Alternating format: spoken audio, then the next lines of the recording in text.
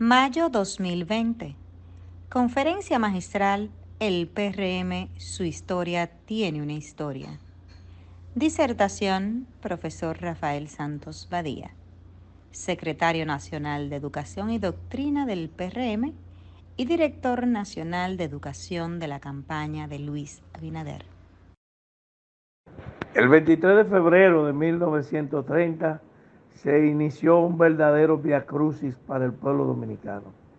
Ese día el pueblo dominicano empezó a vivir la era de Trujillo, un hecho que parecía intrascendente, un golpe de Estado incruento contra el gobierno del caudillo Horacio Vázquez. Como se sabe, nuestro país vivió una inestabilidad política desde inicio del siglo XX. Primero, la firma de un convenio con la Unión Americana que prácticamente implicó la intervención de las aduanas, el inicio de un gobierno próspero de Ramón Cáceres, la eliminación física del presidente Cáceres, las montoneras o las guerrillas intestinas, la inestabilidad política que provocó la primera invasión norteamericana en el 1916, la ocupación del país durante 8 años por el gobierno americano, la celebración de elecciones, la salida de las tropas norteamericanas en 1924 y el inicio de un gobierno electo por el voto del pueblo en 1924 del caudillo Horacio Vázquez. En 1930, cuando el presidente Vázquez intentó reelegirse en el poder usando como pretexto que a él lo habían elegido con la Constitución de 1908, que le concedía un periodo de 6 años, y la organización de un movimiento cívico democrático que organizó y perpetuó el golpe de Estado con el apoyo del jefe de la Guardia Nacional, Rafael Leónidas Trujillo. El golpe de Estado del 23 de febrero de 1930 dio inicio a la noche sin fin de 31 años de la dictadura del generalísimo dictador Rafael Leónidas Trujillo Molina. Trujillo tomó el poder. En poco tiempo se organizaron unas elecciones en la cual Trujillo fue el candidato presidencial y Rafael Estrella Ureña el candidato vicepresidencial. Pero poco tiempo después de haber obtenido esa victoria electoral, Trujillo alejó del poder a Rafael Estrella Ureña y prácticamente lo exilió del país. Y comenzó el régimen de Trujillo, la era de Trujillo. 31 años sin democracia, sin libertad, sin multipartidismo. Trujillo asaltó la Central Dominicana de Trabajadores, la CDT, y la puso a su servicio. Trujillo destruyó los partidos políticos y formó un partido que se llamó el Partido Dominicano. O sea, no tenía otro nombre, el Partido Dominicano. El partido de Trujillo, cuyo símbolo era una palma real.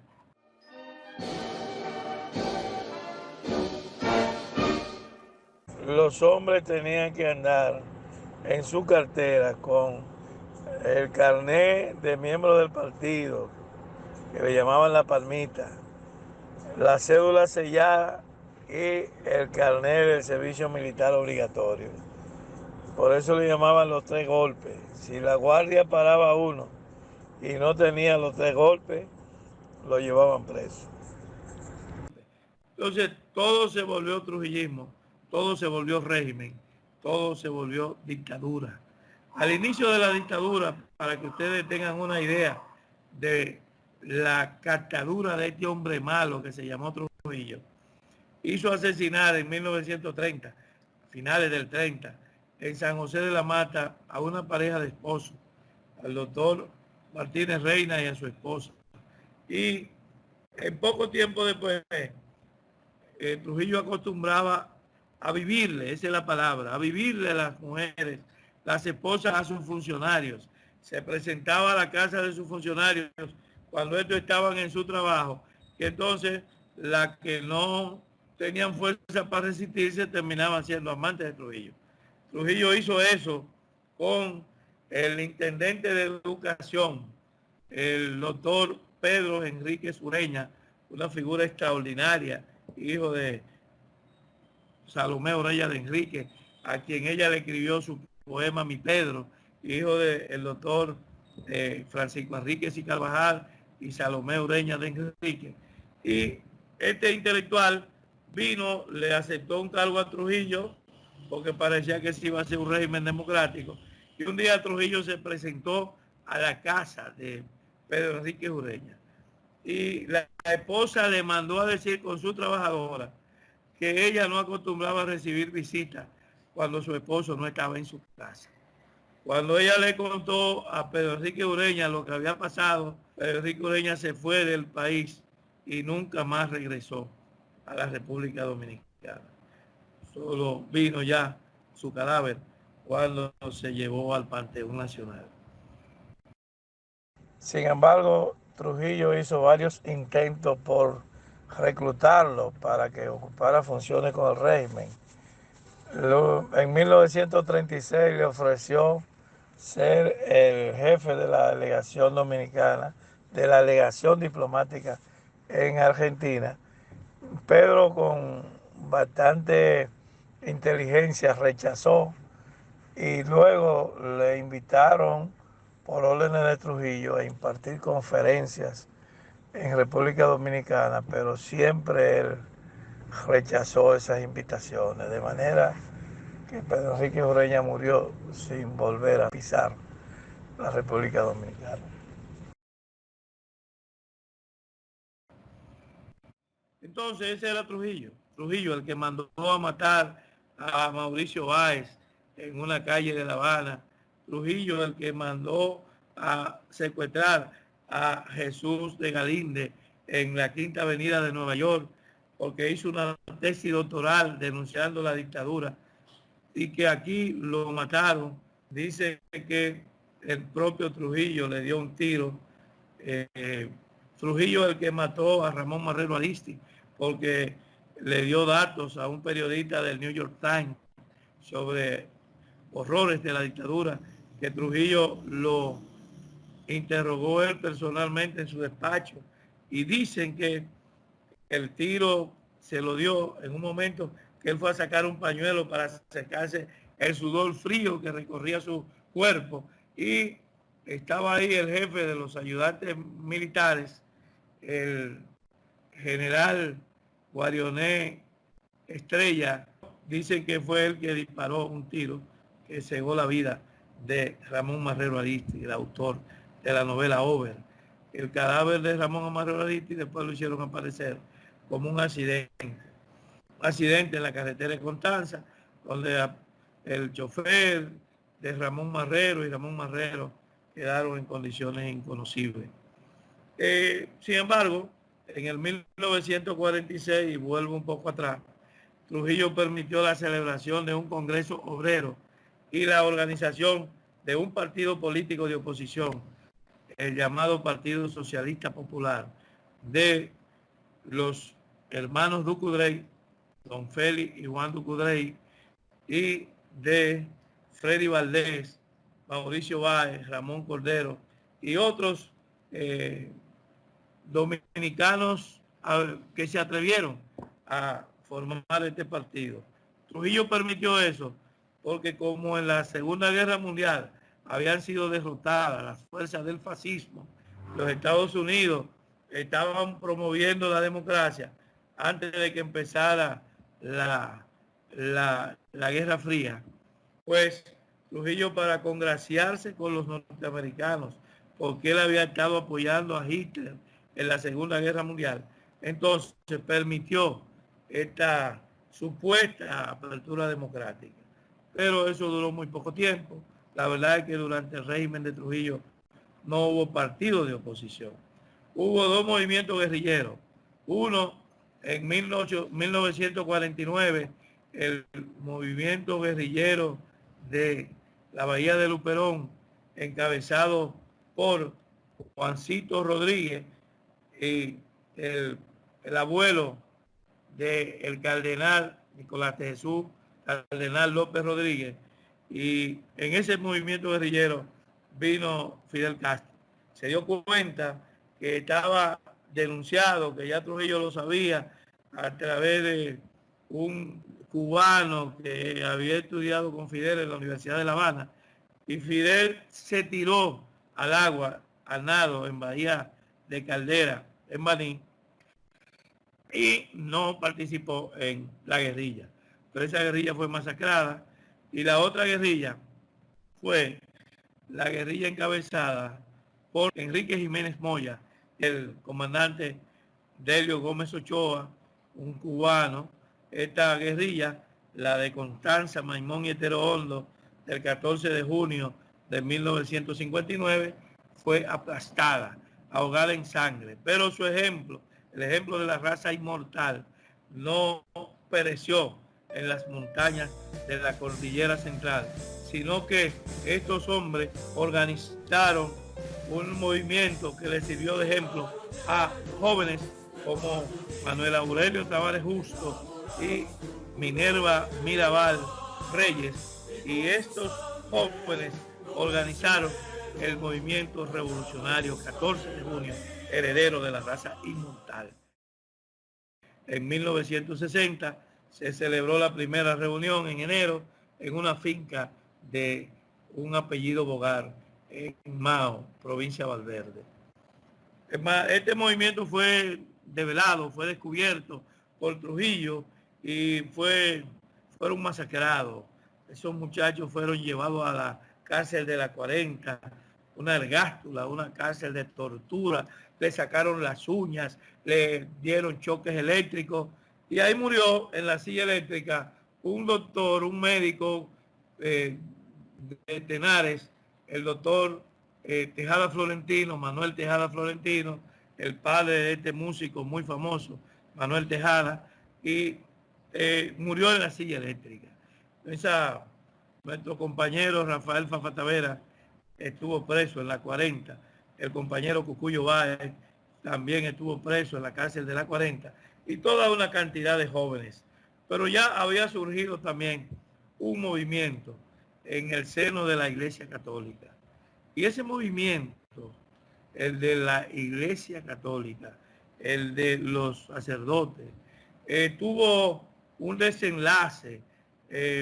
Johnny Aves García, el jefe del temido Servicio de Inteligencia Militar, que estuvo en la postrimería de la tiranía y que luego escribió este libro que se llama Memoria de Johnny Aves García, Trujillo y yo.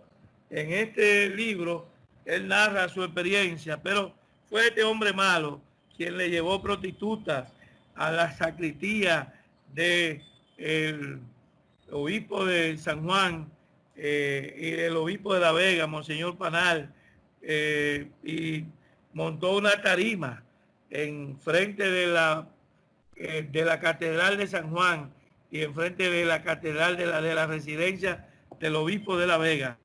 Una tarima de música y de prostitutas que se le metieron a la sacristía. Es un hecho histórico, y ese rompimiento, todo esto porque la Iglesia Católica dio una carta pastoral, la carta pastoral de enero de 1960 condenaba los abusos de la tiranía de Trujillo, y Trujillo reaccionó contra la Iglesia. Bueno, esto es más o menos para que ustedes tengan una idea de lo oprobioso que fue el régimen de Trujillo.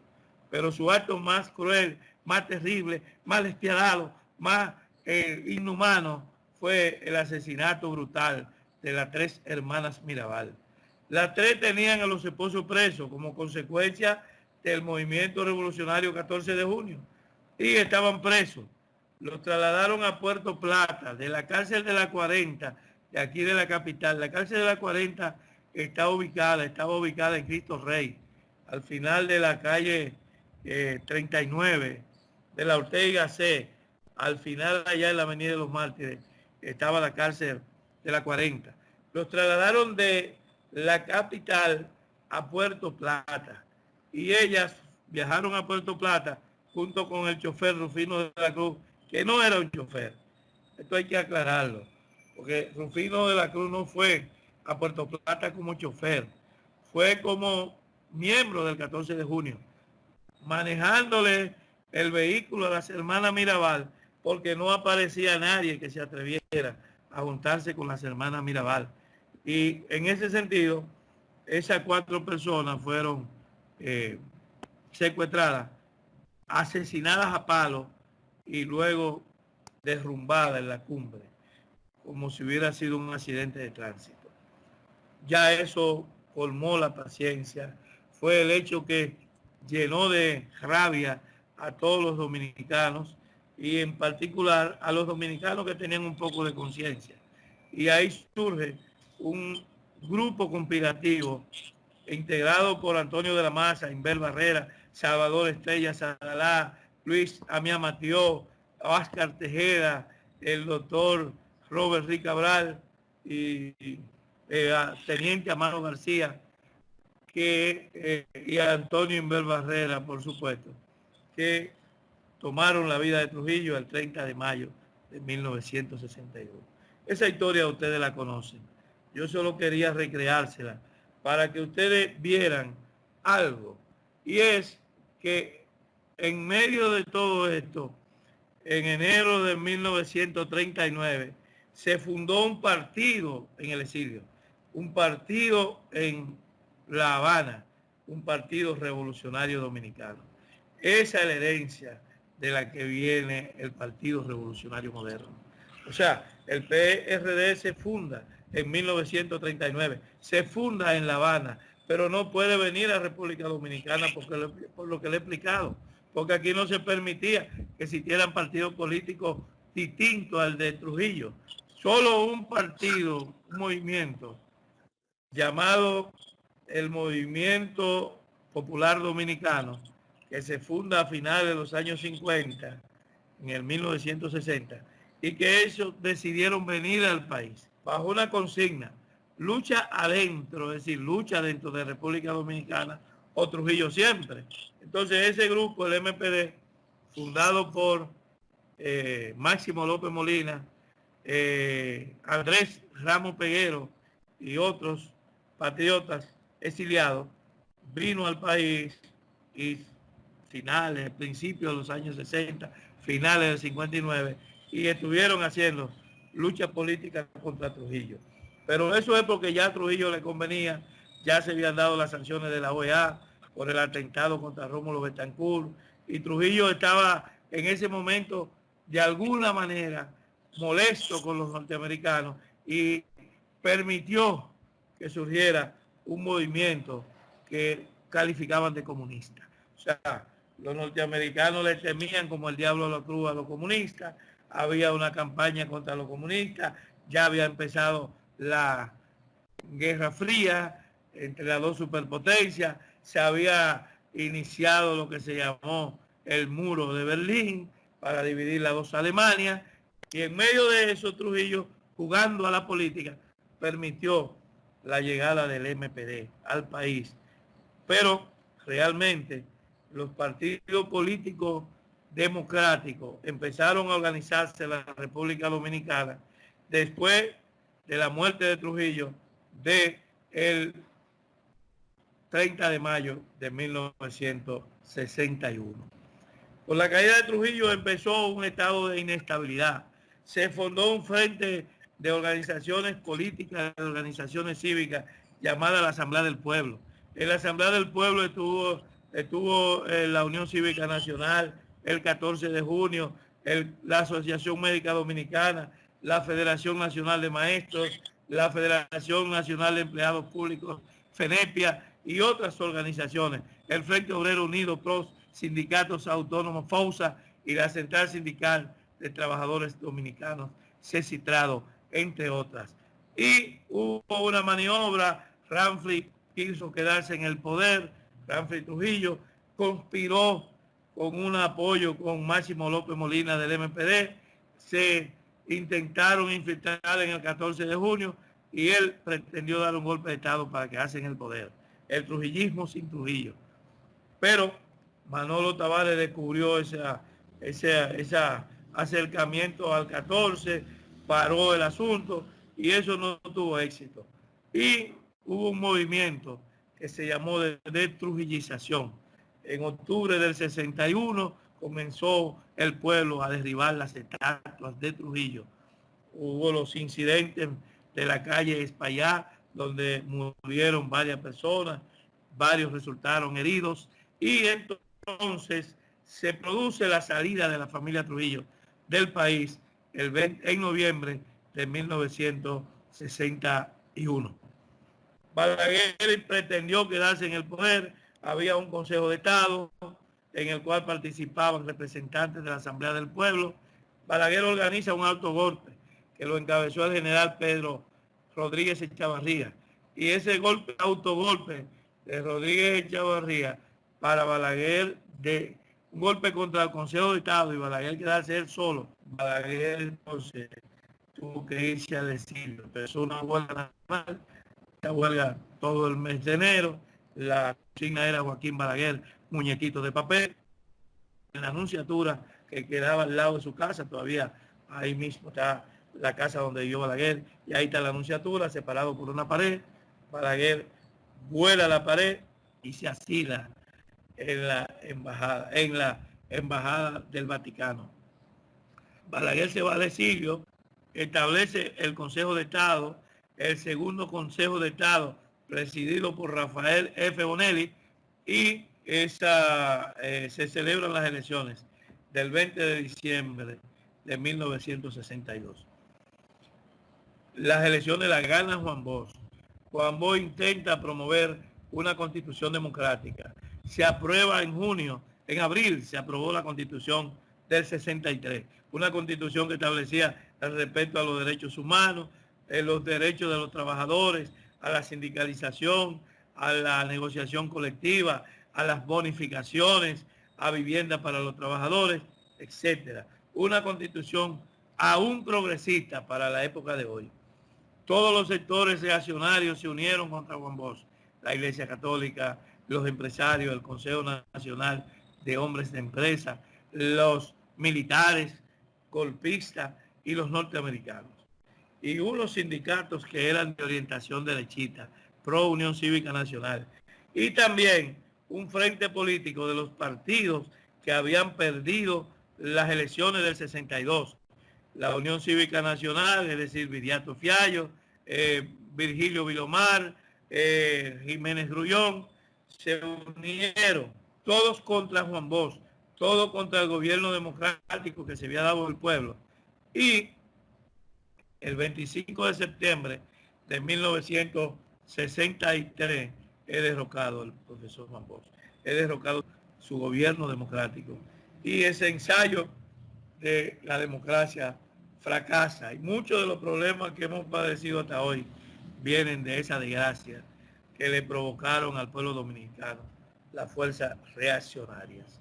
Es bueno decir que durante el gobierno de Juan Bosch no hubo Juan Bosch ni robó ni mató, independientemente de las contradicciones que hoy tengamos con el PLD, pero Juan Bosch fue el líder del PRD y subió al gobierno apoyado por el PRD, apoyado por los líderes PRDistas que nosotros veneramos, como Peña Gómez, como Rafa Gamundi, Jacobo Magluta, de manera que el Juan Bosch del que yo estoy hablando no es el Juan Bosch del PLD, es el Juan Bosch que decía a los ricos tutumpotes, a los pobres los hijos de Machepa, a los que andaban en carros caros, carros pecuesos largos. O sea, es el Juan Bosch de principios de los años 60. Entonces, ese Juan Bosch que fue derrocado, que iba a hacer una agenda democrática, que no creía en la reelección, que no se iba a reelegir, pues fue derrocado.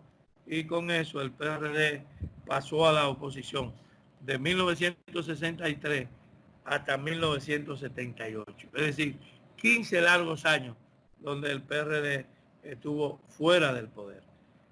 Pero antes de eso hay que decir que hubo un gobierno de facto, un gobierno ilegítimo, impuesto por los militares y por los norteamericanos, se le llamó el triunvirato, pero terminó siendo un triunvirato de dos, a donde de hecho el único que ejercía poderes era Donald Rick Cabral, hermano de Robert Rick Cabral, el que estuvo en el complot contra Trujillo. Así se llama el Hospital Infantil Angelita de la Feria. Pero el Donald Rick Cabral, era un cívico que habían puesto los norteamericanos en el gobierno. No hubo estabilidad política, se dio la huelga del 2 de mayo de 1964, huelga de los trabajadores de arrimos portuarios, COASI, huelga en los ingenios, en fin, y un movimiento cooperativo en los cuarteles, que habían de hecho dos movimientos cooperativos, uno encabezado por el coronel Rafael Fernández Domínguez, y que estando en el exilio lo siguió coordinando aquí el coronel Arnaldo Ramírez, pero que no pudo él dirigir la guerra cuando estalló la guerra porque tenía hepatitis, y entonces quien dirigió la guerra ahí fue Camaño, Francisco Alberto Camaño de Ño, que había sido el jefe de los cascos blancos, un represivo, y que se reivindicó su vida con la comandancia de la guerra de abril de 1965. El día que empezó la guerra, el 24 de abril de 1965, había otro grupo militar también, que se llamó los militares de San Cristóbal, los militares de Balaguer, que estaba ya, había organizado un partido en el exilio y estaba haciendo política para regresar al país. Todo ese proceso político, Balaguer lo narra en un libro que se llama, una serie de artículos que fue recogido en un libro que se llama De la sangre del 30 de mayo a la sangre del 24 de abril. Ese libro de Balaguer, entonces, también es parte de la bibliografía que ustedes van a manejar. Pero Balaguer tenía el grupo de San Cristóbal conspirando, encabezado por Rafael Nivalcejas. Y el grupo de los constitucionalistas, el 24 de abril, encabezado por el teniente Mario Peña Tavera, apresan al jefe del ejército y declaran un golpe de Estado contra el triunvirato. Ese golpe de Estado, después hubo un contragolpe de las fuerzas reaccionarias del ejército, y eso terminó primero en una guerra civil y luego en una guerra patria contra la invasión militar norteamericana. Mientras que un grupo de militares constitucionalistas, liderado por el teniente coronel Rafael Tomás Fernández Domínguez, organizaba una conspiración cuartelaria militar con un grupo importante de oficiales que reclamaban y luchaban por la vuelta a la constitucionalidad sin elecciones. Desde el punto de vista interno del Partido Revolucionario Dominicano, el doctor José Francisco Peña Gómez y otros dirigentes del PRD, entre los que estaban el doctor Rafael Molino Ureña, Rafael Gamuldi Cordero, Winston Arnaud, César Roque, Emmanuel Espinal y otros, iniciaron un proceso conspirativo civil. De manera que el día 24 de abril, cuando el teniente Mario Peña Tavera apresa al jefe del ejército y comienza lo que puede llamarse el golpe de Estado, es el doctor Peña Gómez quien en el programa Tribuna Democrática informa que se había producido el hecho, la acción de los militares, y llamó al pueblo a las calles. De manera que de alguna forma se podría decir que Peña Gómez fue el líder civil de la Guerra de Abril de 1965, dado el hecho que el profesor Juan Bosch estaba en el exilio y no pudo regresar inmediatamente. A Peña Gómez le cabe la honra de haber sido el que convocó al pueblo y consiguió que el pueblo respondiera, el pueblo sobre todo de la capital, para ir a respaldar a los militares constitucionalistas.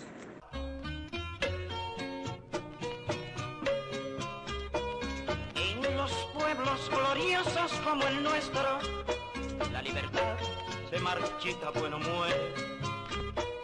Es un árbol que en la seca se entristece, pero vuelve y retoñece en primavera. Podría en otra charla darle detalles de cómo fue esa guerra, la batalla del Puente Duarte, pero ese no es el objetivo de esta conferencia. El objetivo de esta conferencia es saber de qué herencia viene el PRM. Y por eso lo que quiero decirle es que después de la guerra, que fue el PRD quien la organizó y la dirigió, y participaron sus hombres en los comandos civiles, sin embargo, quien se benefició políticamente fue Balaguer. Bajo la consigna de la revolución sin sangre, en las elecciones de junio del 66, organizada con el país ocupado, con las tropas norteamericanas que le llamaron Fuerza Interamericana de Paz, organizan esas elecciones y Balaguer se queda, asume el poder por segunda vez. Esta vez ya no como un delegado de Trujillo, sino Balaguer, él como representante de las fuerzas conservadoras del país. Ese día de las elecciones yo recuerdo, y está en la historia, que sabotearon, dinamitaron el puente que cruza de Jaina para la capital, que conectaba el sur con la capital. Y al otro día los votos blancos de la región sur del país, donde había ganado el PRD, aparecieron flotando en el río Sama. Para que ustedes tengan una idea de que fue unas elecciones celebradas bajo el terror, que Juan Bosch no pudo salir nunca a hacer campaña y que de hecho fue unas elecciones donde los norteamericanos impusieron a Balaguer. Esos 12 años de Balaguer hasta el 78 fueron de crueldad, de represión, de terror. Muchos jóvenes perdieron su vida y en el 78 el PRD gana las elecciones. Ya se había dividido el PRD, Juan Bosch se fue del PRD, el hecho de que el PRD no apoyara a Camaño, que incluso negara su presencia en el país, Peña Gómez lo interpretó como una traición, el PRD se divide poco tiempo después, y entonces el PRD, cuando llega al 78 al poder, Juan Bosch, que había creado un partido minoritario que sacó 18,000 votos en las elecciones del 78, pretendió traicionar la voluntad popular. Llamó a formar un gobierno de unidad nacional para quitarle el gobierno a Antonio Guzmán. Pero eso no tuvo éxito. El pueblo se lanzó a la calle a reclamar el respeto a la voluntad popular. Los maestros desempeñaron un gran papel como presidentes de los colegios electorales, preservaron las actas, y cuando los norteamericanos y las fuerzas internacionales reclamaron que se respetara la voluntad popular, Balaguer hizo un discurso esa vez, dijo: en mis manos no perecerá la democracia y otras cosas, y acusó a los reformistas, dijo que estaban como los moros que en la batalla de Granada, que estaban llorando como mujeres, como Jeremías en el muro de las lamentaciones de Israel, de Jerusalén, y como los moros en la batalla de Granada, donde estaban llorando como mujeres, lo que no supieron defender como hombres en los colegios electorales, que se habían dejado quitar las elecciones y por tanto él iba a propiciar la transición democrática. Claro, eso no era por su deseo, sino por el levantamiento popular que se organizó en respeto a la voluntad popular. Sabemos cómo fue el gobierno de Guzmán, un gobierno democrático, un gobierno popular, un gobierno que promovió una ley, la ley de amnistía, regreso de los exiliados, libertad de los presos políticos. Todos los presos políticos fueron excarcelados y todas sus acusaciones que se le habían hecho quedaron como que no habían pasado en virtud de esta ley de amnistía. Muchos jóvenes que se habían pasado la vida corriendo, que se habían pasado la vida presos, pudieron reorganizar su vida. Ese PRD bueno volvió a ganar en el 82, pero la lucha de tendencia, la lucha de grupo, la forma en que se libraron esas luchas, hicieron, facilitaron, permitieron, abrieron el camino al retroceso. Y vuelve Balaguer al poder en 1986. Otra vez, porque dicen que los pueblos que no conocen su historia están condenados a repetirla. Y nosotros volvimos otra vez a Balaguer. Pero esta vez un hombre ciego de 86 años, aunque Peña Gómez perdió y quedó en tercer lugar en las elecciones de 1990, pero fue un tercer lugar con una participación muy digna, importantísima. El PRD sacó 476,000 votos y Jacobo Magluta sacó 131,000. De manera que entre el PRD y Jacobo sacaron casi los mismos votos que sacó Balaguer. Eso permitió que Peña Gómez en poco tiempo reorganizara el PRD y ya en 1994 el PRD era la fuerza principal del país.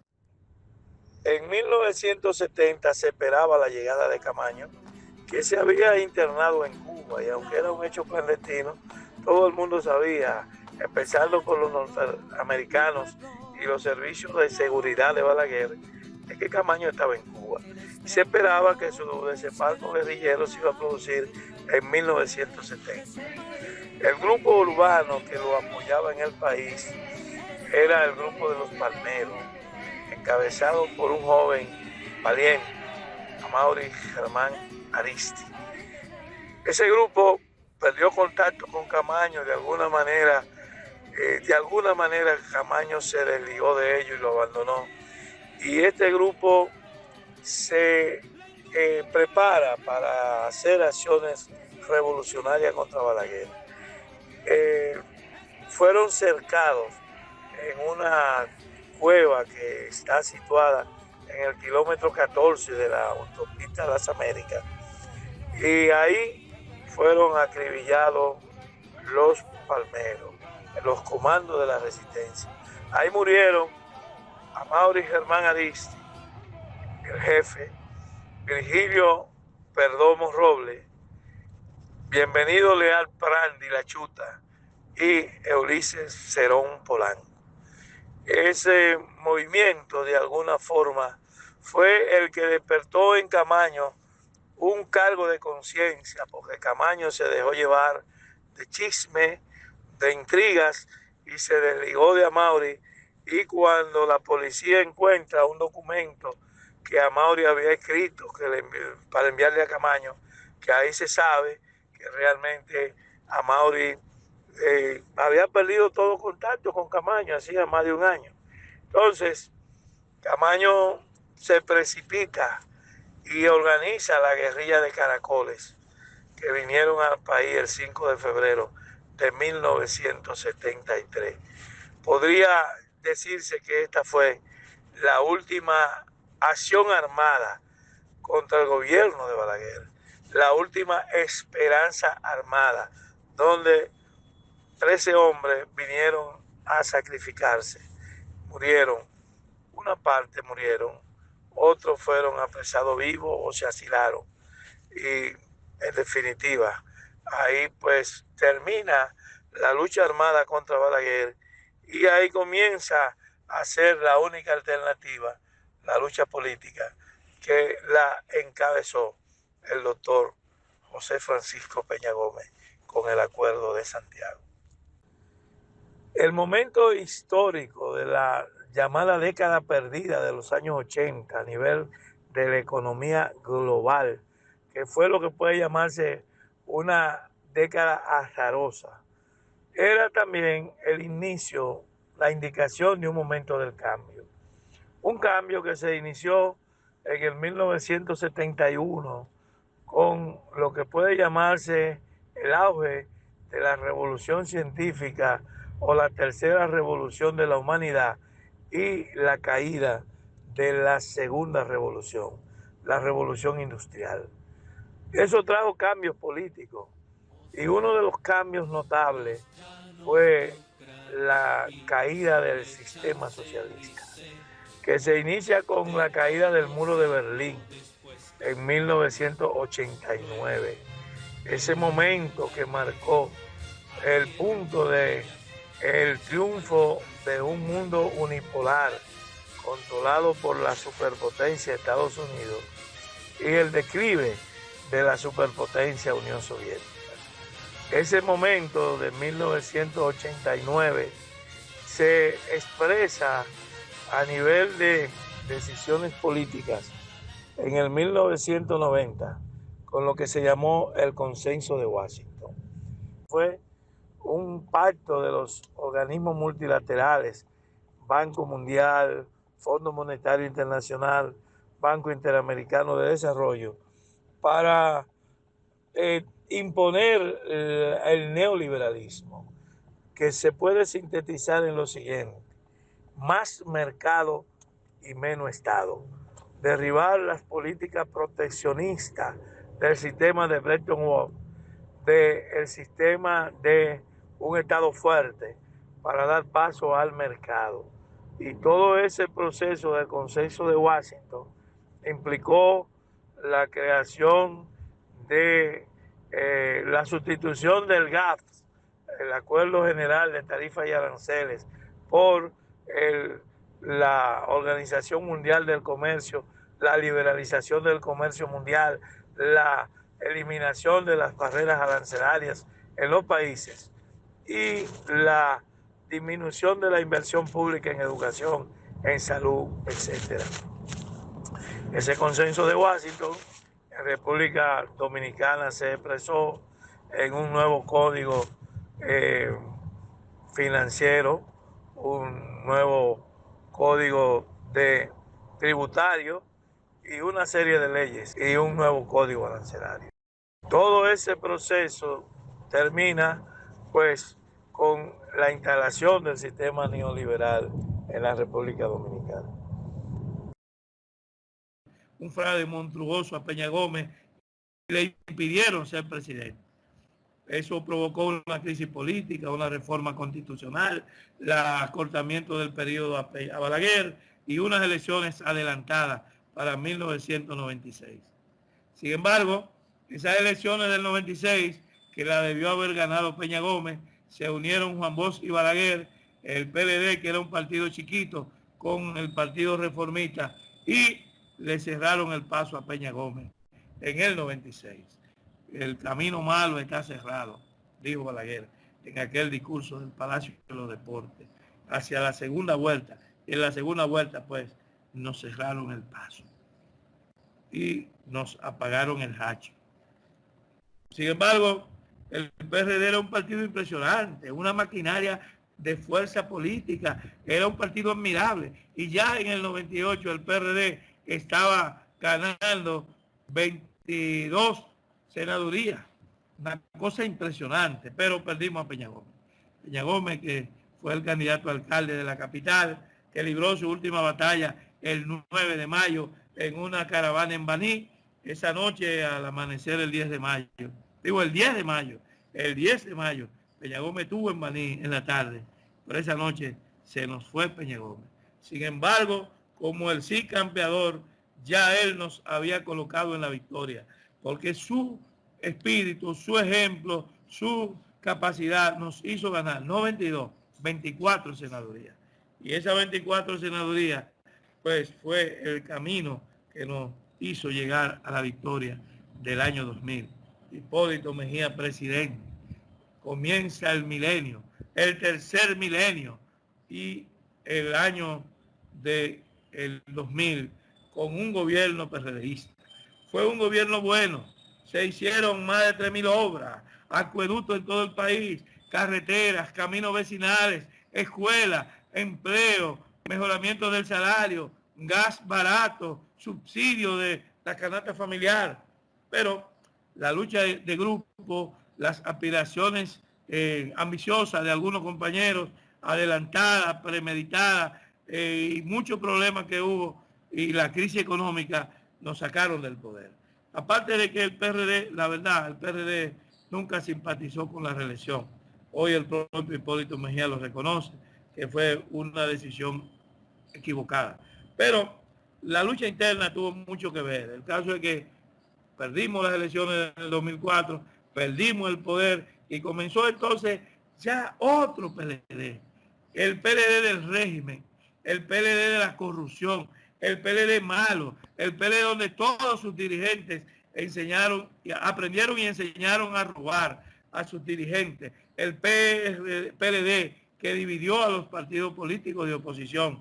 La primera experiencia para nosotros fue en el 98, la Liga Municipal Dominicana y Peguero Méndez, con una intervención de Leonel Fernández. Pero esta vez, el Leonel que vino y el PLD que vino era como la caballería de Atila, donde pisaban, y el ejército de los unos, donde pisaba esta gente no crecía la hierba más. Y como ustedes los han visto, como lo están viendo ahora, hasta la crisis como esta pandemia la usan para robar. Decía el pueblo dominicano, una expresión popular de que los periodistas son tan malos que son capaces de comerle la sopa a un malogrado, es decir, a un tuberculoso, y romperle el plato en la frente. Pues ese es el PLD, que hasta con las mascarillas especulan, hasta con los guantes, hasta con el alcohol que hay que usar para desinfectar el medio ambiente, están haciendo negocios. Entonces ese PLD solo tiene un remedio, solo tiene un camino. El tiro de gracia, lo único que se lo podemos dar, somos los del Partido Revolucionario Moderno.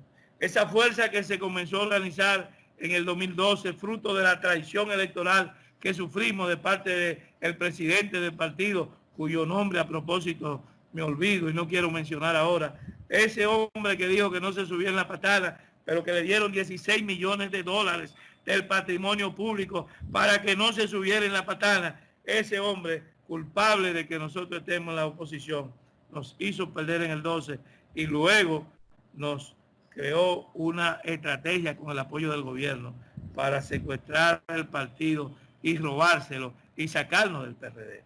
Algunos compañeros criticaron por qué nos fuimos del PRD. Nos fuimos del PRD porque si no hubiéramos quedado en el PRD, le hubiéramos hecho el juego al gobierno, le hubiéramos hecho el juego a Danilo Medina y hubiéramos estado de vuelta y media, 37 sentencias de las Cortes Mayores, del Tribunal Superior Electoral, del Tribunal Constitucional, de la Suprema Corte de Justicia, contra los líderes del Partido Revolucionario Dominicano, que eran los verdaderos líderes, con un Hipólito Mejía, que era el único presidente vivo que teníamos, que tenía el PRD, y lo expulsan del partido, expulsan a Yanil Lavaque, la secretaria de organización, expulsan a Andrés Bautista, el presidente en funciones, expulsan a Orlando Jorge Mera, el secretario general. Entonces, nosotros dijimos, para evitar un baño de sangre entre compañeros, y esa decisión fue después del acontecimiento del local del partido y los sillazos, ahí nosotros dijimos, vamos a tomar otro camino. Vamos a tomar un camino donde el PLD no pueda meter su mano. Vamos a hacer un nuevo partido.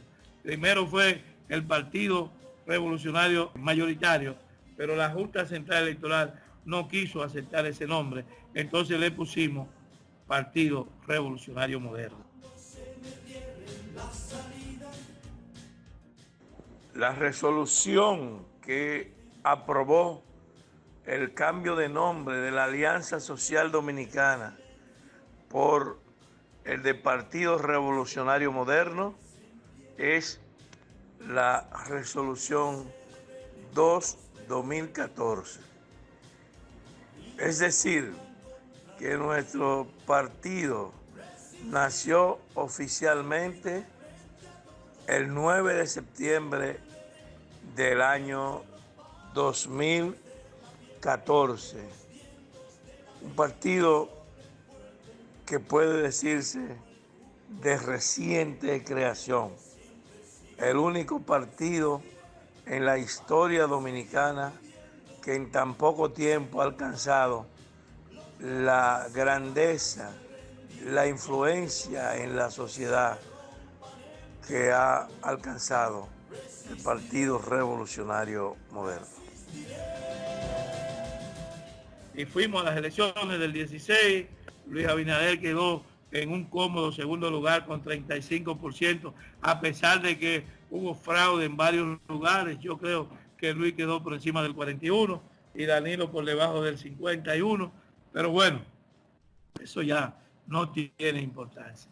Nosotros perdimos en condiciones muy cómodas, muy bien situados las elecciones presidenciales, pero quedamos en segundo lugar en la organización de la boleta electoral, ganamos las principales ciudades en las elecciones municipales, ganamos 2 senadurías que no teníamos senadores y el partido quedó listo para la cita que nos espera el 5 de julio.